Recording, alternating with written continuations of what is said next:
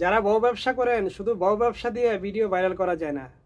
ভিডিও আমার একজন প্রবাসী ভাই তার মুখের কোরআন তেলাওয়াত শোনায়ে হাজার হাজার প্রবাসীদের মন জয় করছে। বিশ্বাস না হলে তার মুখে শুনেন, তারপরে বিষয়টা জানতে পারবেন।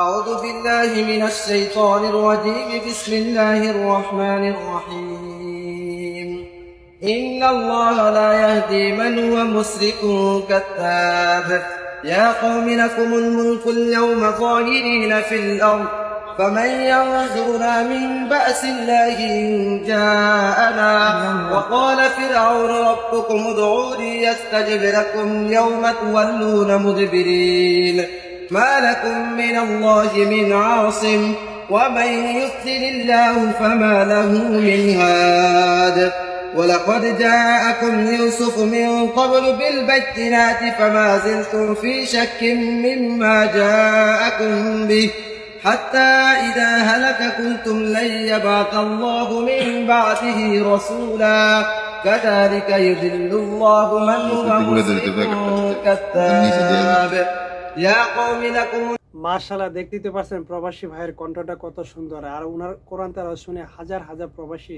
শুনছে এবং ওনার জন্য দোয়া করছে। যারা ভিডিওটি দেখবেন, একজন প্রবাসী ভাইকে ভালোবেসে ভিডিওটি শেয়ার করবেন।